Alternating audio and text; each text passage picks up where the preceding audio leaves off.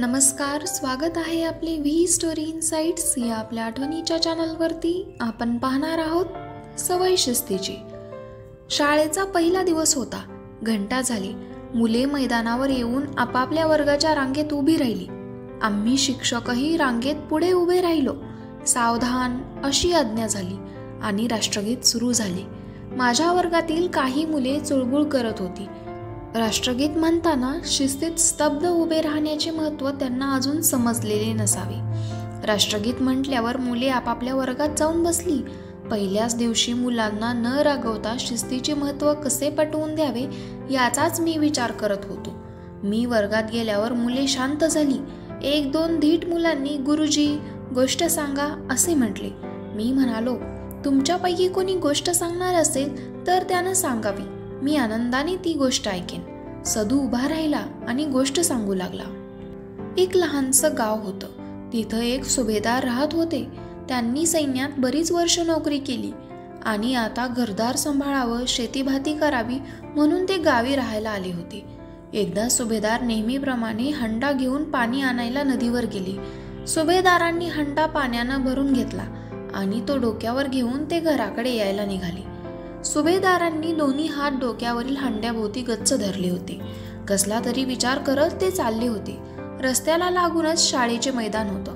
मैदानावर मुलं कवायतीसाठी रांगेत उभी होती.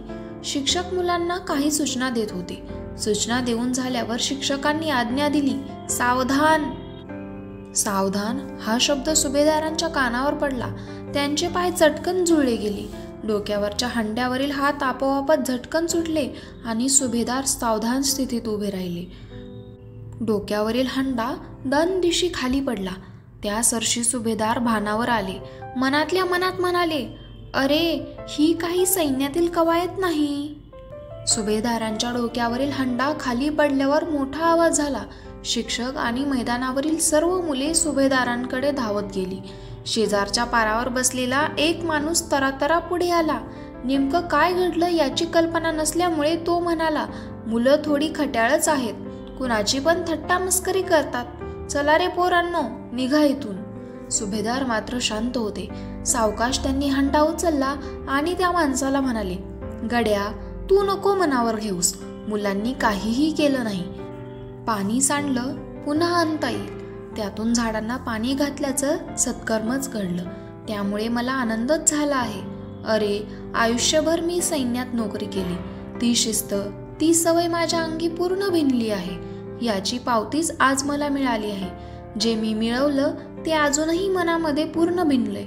याचा मला अभिमानच वाटतो. वर्ग एकदम शांत झाला. गोष्ट सांगणारा मुलगा खाली बसला. त्याने सांगितलेल्या गोष्टीचा आधार घेऊन मी म्हणालो, मुलांनो ऐकलत? किती छान गोष्ट सांगितली सदूनं. सुभेदारांसारखी शिस्त शाळेतल्या प्रत्येक मुलाच्या अंगी यायला पाहिजे. सुभेदारांचा हंडा खाली पडून त्यांचं नुकसान झालं असेल, पण त्यांच्यातल्या शिस्तीचं आणि राष्ट्राभिमानाचं मोल त्याहून मोठं आहे. शिस्त अशी अंगवळणी पडावी की ती सर्वच कामात, सर्वच प्रसंगी दिसावी.